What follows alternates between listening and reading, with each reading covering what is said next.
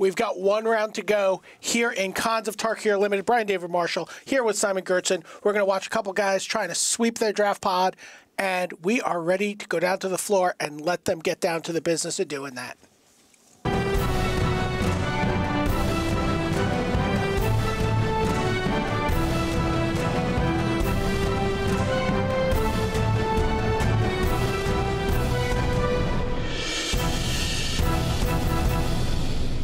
Hello and welcome to round 10 of the World Championships. I'm Brian David Marshall. I'm joined by Pro Tour champion Simon Gertzen, and we are watching a couple of players trying to sweep their draft pod. Let's see who they are. Hey, I'm Jacob Wilson from Canada, and I qualified at large pro points. Hi, my name is Paulo Vitor Damo da Rosa. I'm from Brazil, and I'm the second pro points slot for Latin America. I think Paulo buried the lead there. You know, Pro Tour Hall of Famer, 9-time Pro Tour Top 8 competitor. There you see Jacob Wilson, just, you know, the youngest player in this field and really one of the promising faces of the Pro Tour right now. It's surprising to me that Shahar Shenhar is suddenly not considered the youngest anymore. So Jacob Wilson and Paulo Vitor Damo da Rosa both at 4 and 5, but you know, really battling back here in Khans of Tarkir draft. They're both 2-0, and one of these players is going to be 3-0. What's their draft look like? What are we seeing here? PV really executed the draft strategy that the cabin crew team developed for the Pro Tour. So that's a green-blue tempo, yeah. This time splashing red, but really just a very low amount of red spells. The fact that PV has a mountain in his hand is fortunate that he is only running 3. So the game plan is going to be 2 drops, 3 drops, lots of tricky cards, even 2 roar of challenge to punch through the final points. And yeah, you see how aggressive his deck is. So Highland Game attacks pass on Einok Bonkin. It's followed up by a Smoke Teller, and if you know, and Jacob has to take a turn off to get his Bonkin up to a 3-2 first striker.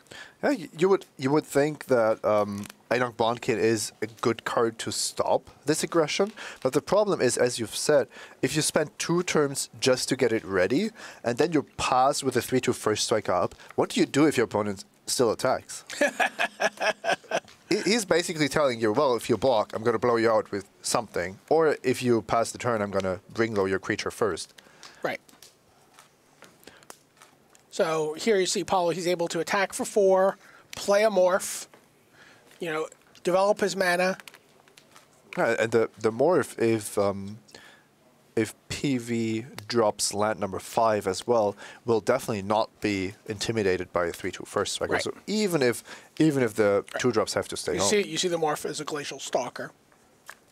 Something to note about Jacob Wilson's deck is that he's not, in fact, a white-green deck.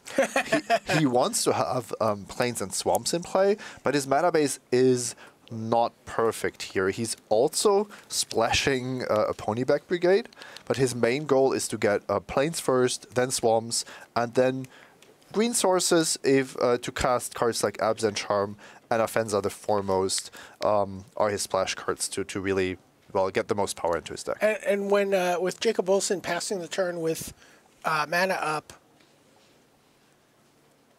it's Paulo is thinking about his attack here. Yeah, the cards you have to keep in mind at all times is Kill Shot and Feat of Resistance. Yeah, he just passes the turn. Feat of Resistance is quite scary.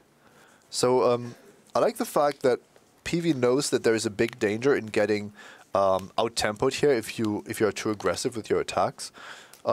If he unmorphs a large creature here, Glacial Stalker definitely counts, then his Temur Charm is live. Right. And Temur Charm could be the deciding spell here. It's actually PV is on a spell light hand, but Temur Charm now gives him the option to fight with the Bondkin or any creature really. Right. Then you see an unyielding Krumar has joined the team for Jacob Wilson. And that does mean that that PV's 2 drops are not going to be doing much for him right now, but the first 6 damage have been dealt. And any Roar of Challenge or Barrage of Boulders is then another 4 damage that these 2 drops will deal. So you basically get half your opponent's life total out of it. Right. It's not clear what PV should do here with the teamer charm. So what happens if he attacks with the Glacial Stalker here? Is Jacob going to put 2 creatures in front of it? No, I don't think so. I with only a Plains up, even Defiant Strike wouldn't give him enough first strike damage. And with the Unyielding Krumar, as soon as he has 2 mana up, he can actually give first strike as well. So anything that's less than 7 toughness is dying to the first strike. So he gets in with the Glacial Stalker, advances his board, and he could falter next turn with the Teamer Charm. That's an and aggressive he does do the block. double block. Yeah, and, that's actually not the exchange that Paulo was looking for here. Right. So Now Paulo sacrifices this Highland game to fight. It's very possible that we see this block because Jacob knows what PV is working with. But there, for example, there is an Awaken the Bear in PV's deck. The argument maybe being that Awaken the Bear would have led to more aggressive attacks early on in the game. Also, you can't just play scared of your opponent's spells all the time because you're also losing the game that way. Yeah, I mean, Paulo, killed both of Jacob's creatures, but, it came at some cost to him. So there you see Suspension Field takes out the Glacial Stalker, and is that it's Chief of the Edge? Yes, so now he has another blocker. He's behind on this board, so really wants to stem the bleeding here. Relentless attacks by Paulo. That's actually a pretty nice 5 damage here. Usually, Kenya Lurker's not a card you're thrilled to have, but with 2 Roar of Challenge, it's actually a very good card in his deck. Right. So there you see a little bit of a trade. Oh, and then a dead drop for Jacob Wilson to mop up Paulo's board, and he's out of cards. Yeah, that was very well prepared by Jacob, who now has the Swarm of Bloodflies. This actually does remind me of Huey Jensen's deck in a way. The dead drop not quite being Doom Blast, but a very similar course of action here. So Swarm of Bloodflies, Mardu Hateblade. There you see I think that was a kill shot. Smite the Monster. Oh, that was Smite, okay. It might actually be more powerful in this matchup. Yeah, it just kill the Pine Walker when it comes down, or maybe even respond to an Unmorph or even Roar of Challenge. Oh, there's a timely Hortmate. So now attacking is definitely what Jacob wants to do. He's also on exactly 8 mana, so he can cast the Hortmate and keep open the Smite the Monstrous. I have a result from the back table. This match is going to be covered by the text reporter, so you will be able to read about it. Patrick Chapin is down 1 game to Kentaro Yamamoto. You talked about that blue-green tempo deck that earlier. Yamamoto has a great version of that deck, and he took a very quick game against Patrick Chapin. If you want to be 2-color, black, white, and blue-green are the 2 best colors, I think, to do that. I like this attack because it doesn't commit Jacob to spend the black mana, which he doesn't want to, and he also is keeping just the Hateblade on defense, which is enough to trade with a Pine Walker, which is the morph that PV has.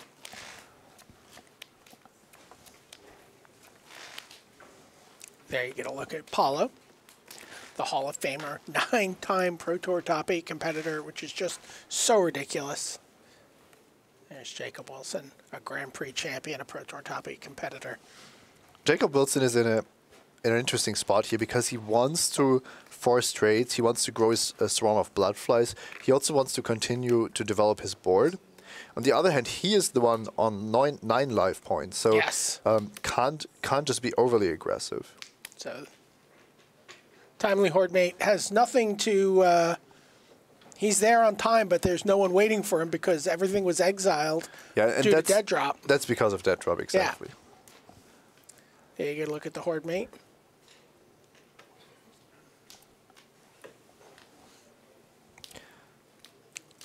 Paulo's start has not really worked out. The Timur turn play was alright because you still traded 2 cards for 2 of your opponents. But if that had been just any other combat trick, you would have just completely blown out the block by Jacob. Well, especially if you have imagine if it's Awaken the Bear. Imagine if it's a Bring Low. Yeah, Bring Low, Awaken the Bear, pretty much do the same thing there. And yeah, then I can't see Paulo losing. And now he has hit this pocket of lands, which is definitely a problem. Block, Unmorph, Smite. So here comes sink 5 mana into the Pine Walker here. And then I think that's gonna get smote. There you go. Pine Walker untaps, Smite the Monstrous. Just does what it does. Tick the Swarm of Bloodflies up 1. It is not smitten. I have Rashad Miller in my ear. I think it's smote. Ooh, Anafenza, the Foremost. And another land for PV. So Wow. that was just not a fair fight there. Jacob Wilson's dead drop, like you said, doing the same job that we saw Dune Blast doing in Jensen's deck. Also, last round. it did catch Paulo unaware. Yeah. So we'll be back with more action here in the last round of draft after these messages. Have you ever dreamt of drafting the greatest hits of Magic? The all-new Legacy Cube is available on Magic Online until December 10th. Download Magic Online at www.mtgo.com and live the dream. Start on your road to the Pro Tour in Vancouver next July by playing in a preliminary Pro Tour qualifier. With more than 2,000 WPN locations running events, you're sure to find one near you. Visit magic.wizards.com/pptq for schedules and information. All right, we are back. This is round 10. It is the last round of Khans of Tarkir, which means we are getting very close to seeing what these players brought to the tables for Standard. But in the meantime, we have one more round of Khans of Tarkir to go. There you see our main table between Jacob Wilson and Paulo Vitor Damo as they look to sweep their draft pods and keep their hopes alive here in the tournament as they sideboard for the next game. On the back table there you see Patrick Chapin, who is 8-1 and leads the field, being hunted down by Kentaro Yamamoto at 7-2. Yamamoto has a very, very aggressive blue-green deck, and he is up 1-0 over Chapin. We are seeing some of the best possible decks in the format basically unfold here, especially when it comes to aggression, 2-color aggression, or just really the dedicated clan decks, 3-color clan decks. Right. Yeah, Yamamoto does have a tiny bit of red in his deck. There you see Scaldkin, and clearly some of that is to activate that. Yeah, we actually saw a very interesting exchange here because Yamamoto attacks with his 2/2 Skullkin into a 3/3 Mantis Rider, and Patrick Chapin doesn't even think about blocking. Yeah, no, it was like, yeah, okay, pick up my pen. So the interesting bit is that because Dragon Scale Boon untaps, even attacking is not safe anymore. So are you just going to allow your Mantis Rider to be turned off from being used offensively and defensively just because you know your opponent has a trick? Two Dragon Scale Boons in Yamamoto's deck. And Patrick, obviously fully aware of them. They have deck lists. So he plays a Bloodfire Mentor, ticks up his Salt Road Patrol. Yeah, and he has a 5 toughness creature now, so he doesn't need to worry about using Salt Road Patrol as a blocker. Yeah. I like the Dragon Skull Boon end of turn here. Patrick knows about it anyway, and that way Yamamoto frees up his mana for more spells, because falling behind on board here is not something that you can afford to. Right. And by the way, I mean, Yamamoto just wants to get his creatures down. He has 2 copies of Incremental Growth in his deck. That makes the 2 Highland games in his hand a lot better if he manages to pump them up. So it looks like he might be playing. So yep, Patrick pounds his chest. Take 4. Here comes a Morph. And that's a Woolly Loxodon and a Highland Game. Yamamoto's deck, looking at his deck list, it really looks like a draft deck from another format. Yes, I agree. It looks like a core set where there's a good aggressive blue-green deck. What was the set that Incremental Growth was in the first place? We are talking about Shadowmoor? Yeah, maybe like a Shadow... No, not quite like a Shadowmoor deck. That would just be monocolored. Yeah. Monocolored gold cards.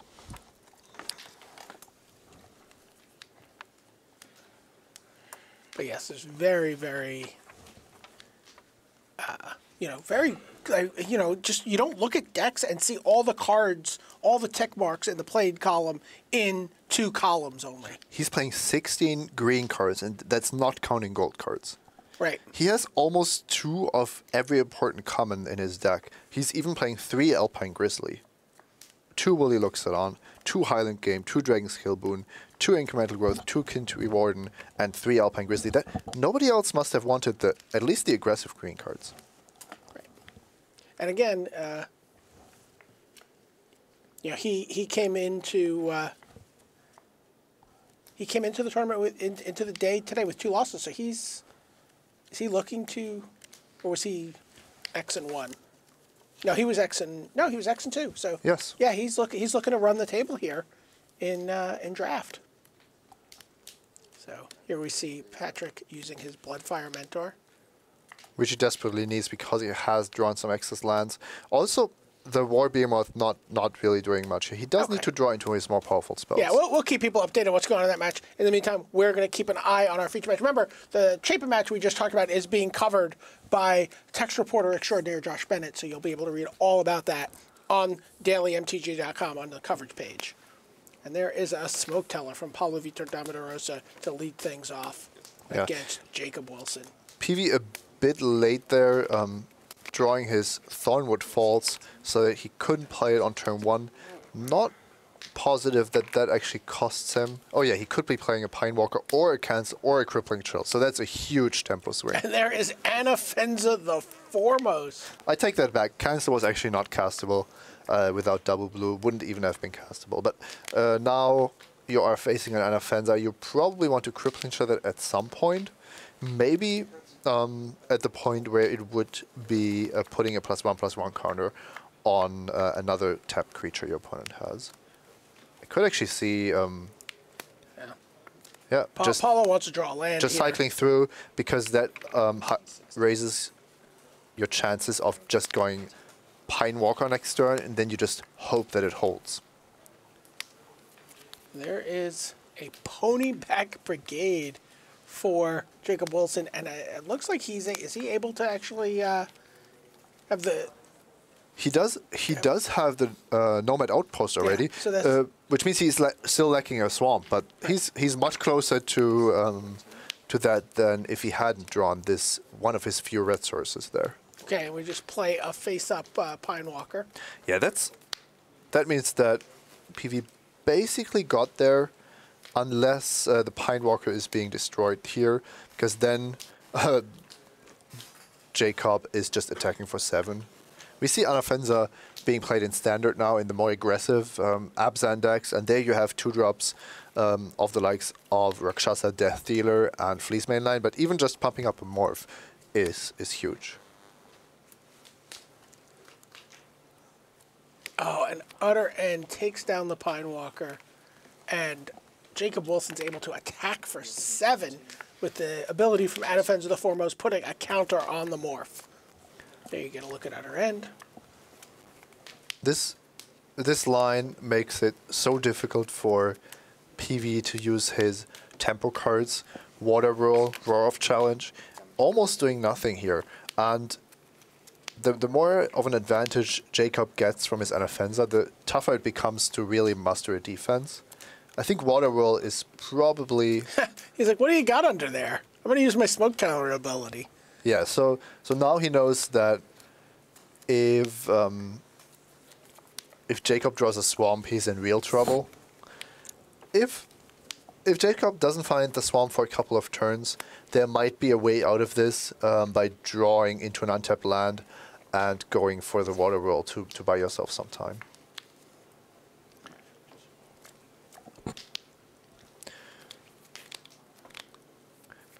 Jacob is putting Rush of Battle to the front of his hand. He has a lot of cards that he can't really use effectively. You don't want to kill shot, and you don't want to suspend. Well, you can't suspension field right now. Absent Charm is another huge card in his hand. Could actually be used as a combat trick if necessary. I think that's more likely than a removal spell at this stage. But I mean, keep in mind. I mean, Jacob, as it is attacking for 8 here. Yeah, which is going to put Paulo down to 6 already, and then if Paulo goes for anything. Which it could be Roar of Challenge, it could be just trying to hold back and unmorph a Snowhorn Rider, then Absent Charm is just going to punish him. Oh, I was going to say he needs an untapped land, but he top-decked into Surak Dragonclaw, if I saw that correctly. So that's an impressive card. It does die to Absent Charm, though. Yeah. That's unfortunate. It is really unfortunate. It is the point in the game where you're hoping that your opponent has only maybe a kill shot or 2 in hand. What do you do here? If you expose the Surak, it's not much better than exposing your morphed Snowhorn Rider.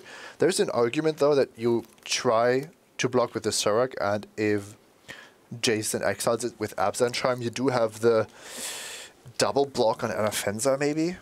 It doesn't feel good, but no. I don't see how you can win if Anafenza is just allowed to go unchecked here. Oh, but Paulo actually just says he's going to go on the offensive here. Even allowing his opponent to use his mana here. And yep, and gets a kill, draws a kill shot out.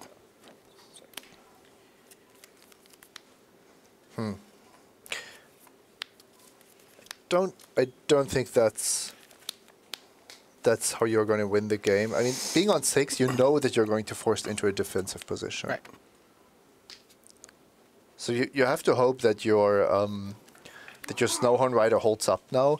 I think there's a chance. PV knows how good his opponent is.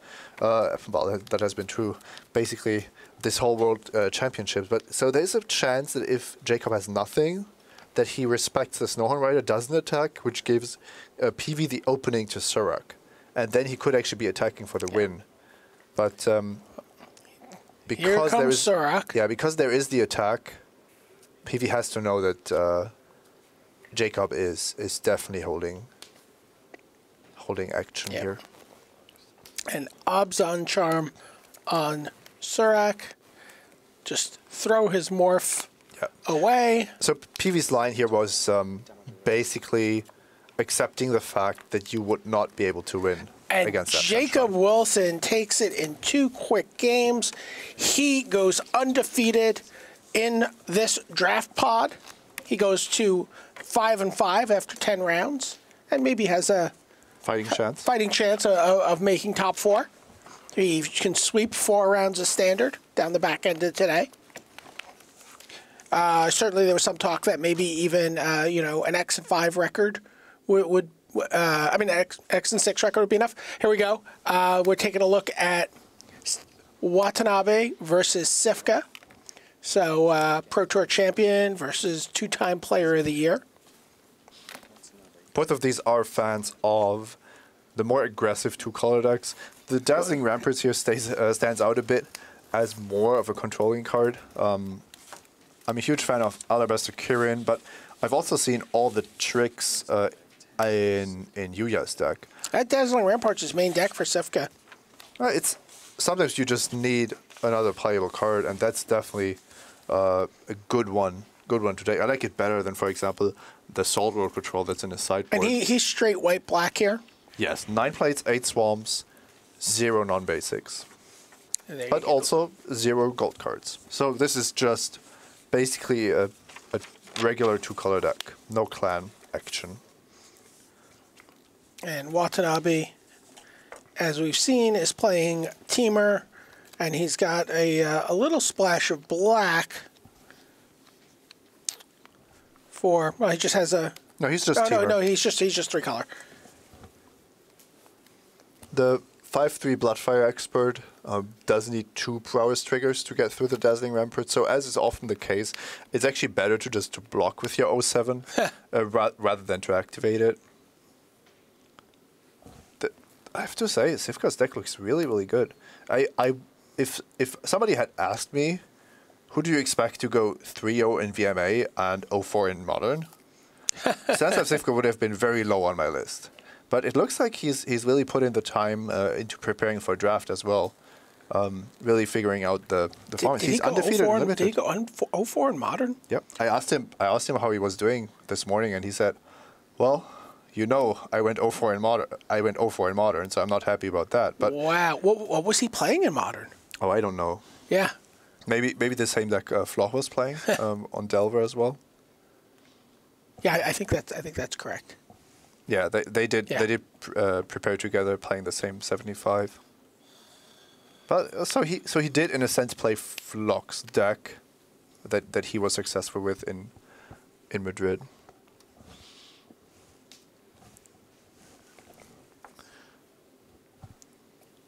Let's take a look at Watanabe's hand, which has Burn Away and Active Treason. So the long thinking pause there definitely didn't mean that he was on nothing, but that he really had to consider, how do I find the attack here? How do I find the line that gets me closest to winning?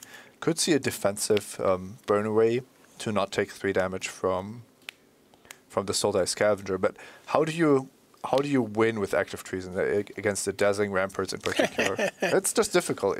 If this was, let's say, a 3/5 blocker instead, then you could grab it with Active Treason, taking a blocker from your opponent and attacking with it.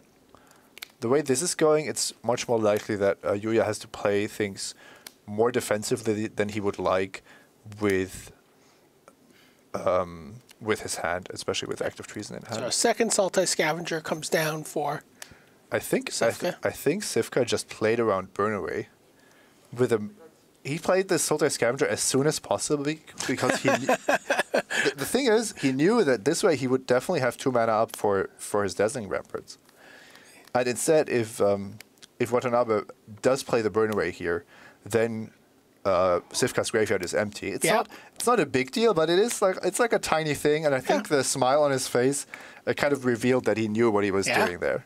And really, the difference between 3-0 and 2-1ing at a draft at this level is sometimes those small little edges you get. I have to say that if Cifka 3-0s both drafts, it's so vastly different formats. That's super impressive. Watanabe's down to 8. Yeah, and by the way, Cifka is pulling someone down to his level here, right? Because Watanabe's 6-3, Cifka's 5-4. So he's kind of like jumping up a tier. You could argue that these are the more important matches even. It's better for your tiebreakers in a sense, and it's better for climbing up the ranks. Right. And Windstorm, the draw for Watanabe is oh my gosh, Windstorm! That's so funny. I mean, I've seen that card go 45th in a draft.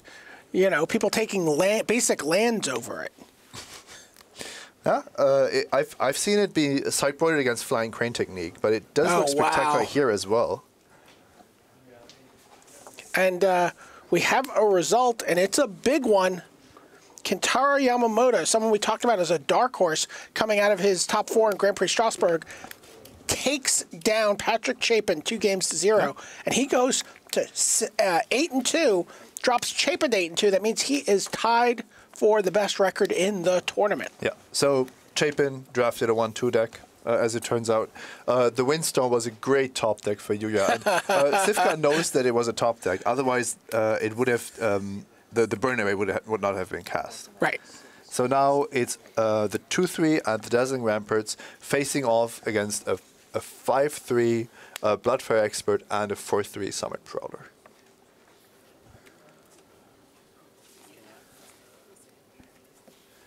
So, yep. Taps the Bloodfire Expert. Now, it looks like we drew something here. It's a Hooting Mandrills. I'm a huge fan of the Delph cards in this format. And this might just be the small sample size. Oh, there was active treason and the concession. Wow. To me, it seems like the Japanese pick the Delph cards a bit higher, but Cifka, who is 2-0 in this draft, also has shown us 2 Sultai Scavengers. And I don't think it's a surprise that these are also the successful decks that we see at the top tables. So Watanabe and Cifka are tied at a game apiece here. And what is the score in the Jeremy Dizani Li Shijian match going on at the last table here? Hey.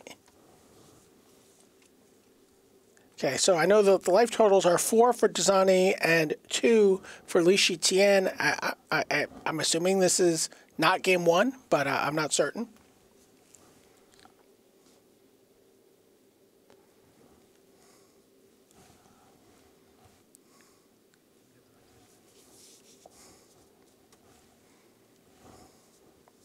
Okay, you can see Dizani there in the look-in screen.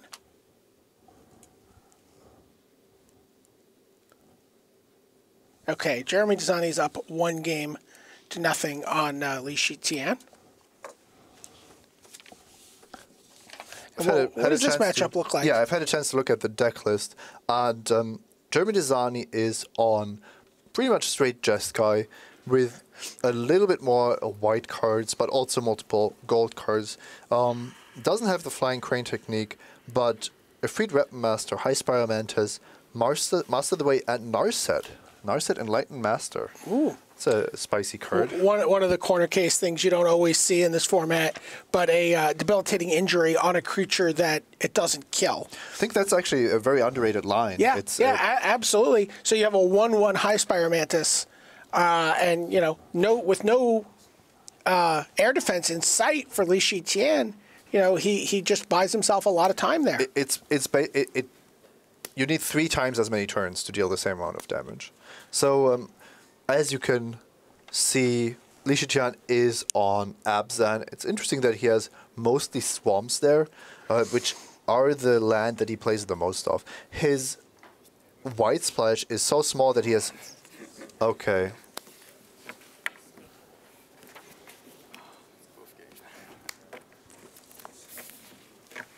So Jeremy Dizani takes game 2 there, and he wins.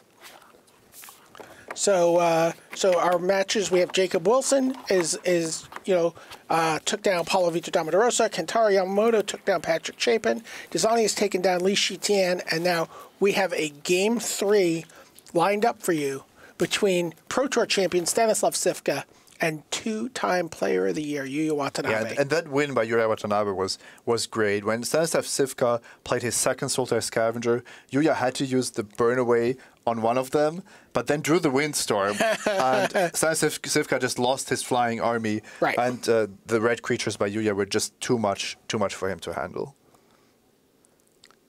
Yeah, took down another Scavenger and a Alabaster Kirin. Yeah. So... would have only been sweeter if he had taken down 3 creatures. Well, he still would have had the Burn Away then, too. So Einak Bonkin is the first play from Stanislav Cifka. Cifka is straight black-white. Yuya Watanabe is teamer. Kind of pretty much a just head-on teamer here with, multiple cards in each color, a 6/4/5 mana base with two gain lands. We might see an Arc Lightning here. Oh, is he thinking about this? Does he want to delay the Arc Lightning? You can't think about an Arc Lightning. It did take him a while to figure out which land to play there. Okay. Cifka does get 2 life out of the deal. So he reveals Alabaster Kirin to unmorph Watcher of the Roost and gain 2 life. He's already drawn 5 or 6 lands and has been 2 for 1 by Arc Lightning. So if he has 1 spell left and is facing a deck that has brought in Windstorm against his flying army, I'm not. I wouldn't want to be in Cifka's seat. Does Bloodfire Expert feel like one of the breakout cards from this draft for you? It was always a good card, but you had to put it in the right decks. Right. It's actually a ferocious card, even though it has a Jeskai keyword. Right. It's kind of like a teamer card, and that's exactly where we see it. And Then when you looked at Josh Atterlayton's deck, which also had Bloodfire Expert, he was playing the Barrage of Boulders, so he put the Ferocious spells into his Jeskai deck. Right. So across the secret here from Cifka as he tries to even things up here in terms of hand size.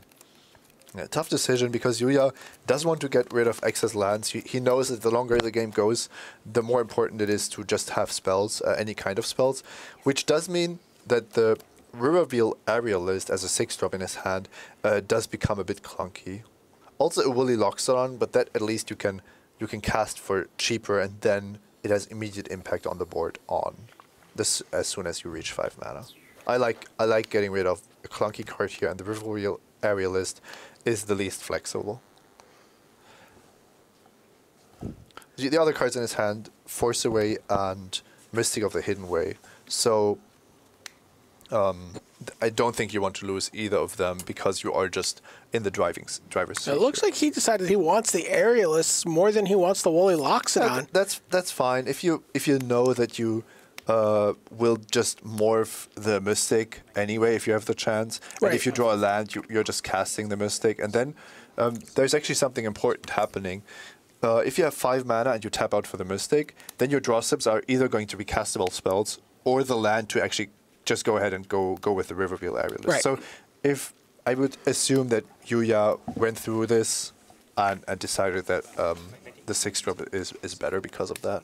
Yep, and exactly what you said. He plays the Mystic of the Hidden Way face up after attacking with the Expert. Yeah. So, wow. I love it. Another secret. So these decisions actually not all that relevant. He would have lost his creatures anyway, but he did get down the unblockable Monk, and yeah, draws a spell here, so he's definitely drawn more spells than Cifka this game. And Cifka trades for the Expert. Yeah, I think there's a Snowhorn Rider. I think that's a Snowhorn Rider, yes. A Snowhorn Rider in the near future for Cifka, who only has lands right now. Yep. He plays an Abzan Battle Priest, but he takes 8 from Watanabe. Defiant Strike to find some better cards here.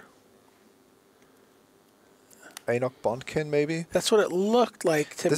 This is kind of awkward because you do have to outlast before your creatures are relevant. Right. But you're under so much pressure that you can't just take the damage here. Being on 8 is also like the worst case. Yeah, well, he can only go to 1 here. The Snowhorn Rider tramples over. And yeah, you basically need end hostilities here. Smoke Teller from Watanabe. Even Dead Drop is not enough.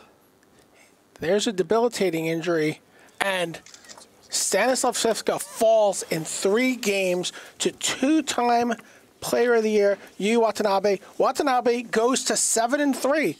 And he's in solid shape depending on how his standard deck goes. I would say 7-3 has to be top of the line, right? We saw that Chapin lost 2 matches. Right, so. Chapin is 8-2, Yamamoto is 8-2, and now Watanabe is just 1 match off the lead at 7-3. One match away from just being tied for first place. Right.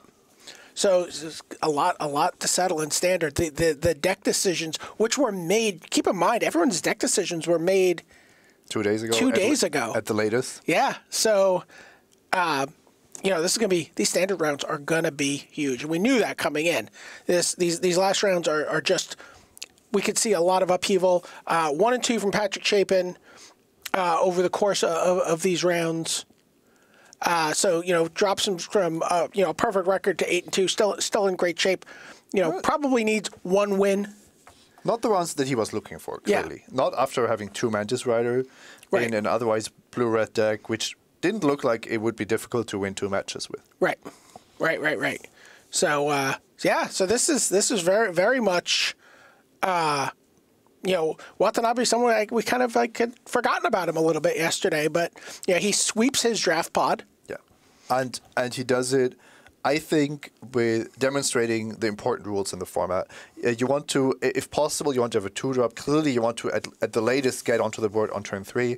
The first player to reach 5 is the one who dictates the pace of the game. And then also the rule of Draft Arc Lightning. Yeah, draft Arc Lightning. I completely agree. Draft Arc Lightning, play Arc Lightning. That's a good rule.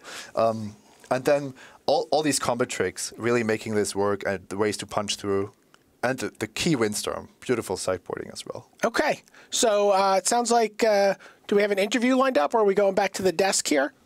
All right, so we're going to send it back to the news desk with Rich. For Simon Gertson, this is Brian David Marshall. That's it for Khans of Tarkir, but Standard's coming up next. So, all right, Rich, take it away. All right, thanks very much to Brian David Marshall and to Simon Gertson, of course. Tell you what, you can really tell Brian David Marshall, he is the historian. He's been around the game forever. That man loves Magic every bit as much as every one of you. That's why he's good at his job. It is welcome to the news desk. It is welcome to lunchtime here on day 2 of 5. 5 days of awesome here at Worlds Week. Rich Hagan here with you. Let's put a bow on Khans of Tarkir Limited, at least for today. Why don't we look at our 3 pods of 24 fantastic players spread across 3 pods. They came in today. They were divided in scorecard order. So pod 1 was the top 8 coming in. Then it was 9 to 16, then 17 to 24. Let's take a look.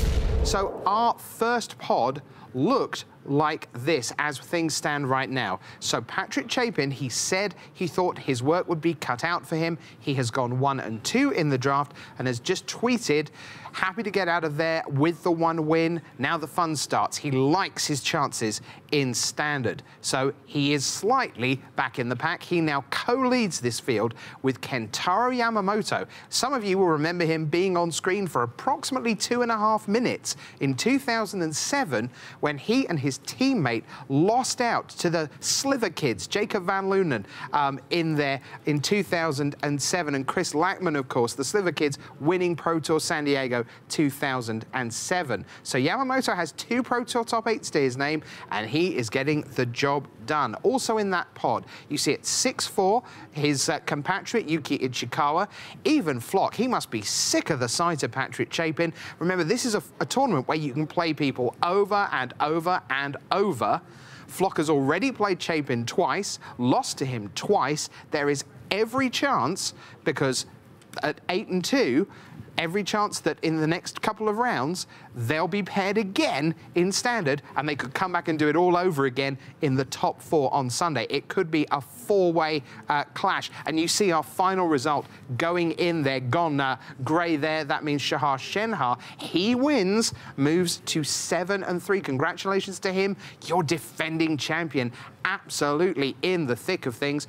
Down the bottom there, Josh Utter-Layton 5 and 5, Owen Turtenwald 5 and 5, and William Jensen, you see there, he is among the 6 and 4s. Why don't we take a look at Draft Pod 2? So this was players 9 through 16 coming in. We're still waiting for the Watanabe result to go in there, but as we know, Cifka, there we go, that one's gone through. But McLaren, Martel, Rietzel and Adel still going at it, and it's getting critical at the bottom end there. The 6th loss we think is a very big deal. The 7th loss, well, then the best you can do is an even record. Adel at 3 and 6 desperately needs a win. Rietzel 4 and 5, Martel 4 and 5, McLaren 4 and 5. At that level, you're starting to beat each other up and out of the tournament. Lars Dam comes out head held high at 5-5, still in with a chance. Certainly 4 wins, we think, at 9 and 5 would see the Thai national captain for later in the week in the World Magic Cup in. Cifka 5 and 5. Sam Black quietly. We've not seen a lot of Sam. He had those 2 losses early in Modern against Jeskai Ascendancy. Was very complimentary about the deck. Think they broke it. They certainly broke him, but not his challenge, because 2 of his 4 losses came there. He is now 6 and 4 and very much in the hunt for a top 4 finish. Watanabe, meanwhile, 6 wins in a row against the best in the business. Why don't we look at Pod 3, see what's still waiting to come through there. Here we are, and everyone has come in, and you see that Jacob Wilson, congratulations to him. He has come right the way through. He goes to 5 and 5, so still alive. Rafael Levy 5-5, still alive. At 4 and 6, Paulo Vitor Damo da Rosa and Jeremy Dezani, your reigning player of the year. Both of those two have to go 4-0 in standard and hope that 8-6 might be good enough. Then you have the 7 losses, Nam Sung-wook, Lee Shi-chan, Ri Duke. It has not been their weekend. 7-7 is the best they can do. Remember, that's 4 more pro points on the line this afternoon in standard. Could be huge for their Magic careers moving forward, but they are now very unlikely to be world champion. And we can say for sure, Raymond Perez Jr., your rookie of the year, he will not be winning. He's a winner just by being here and collecting pro points and money. And by the way, some great memories. He's having a whale of a time, but he is at 2-8. 6-8 is the best he can do after standard. He will not be the world champion. So we're down to a theoretical 23. All right, that takes you to the end of the limited portion. And now it's time for you to get busy and put your thinking caps on. I have been joined at the desk by the Wizards of the Coast Organised Play Community Manager, and I'm going to introduce him in just a moment, because the question is, so what now?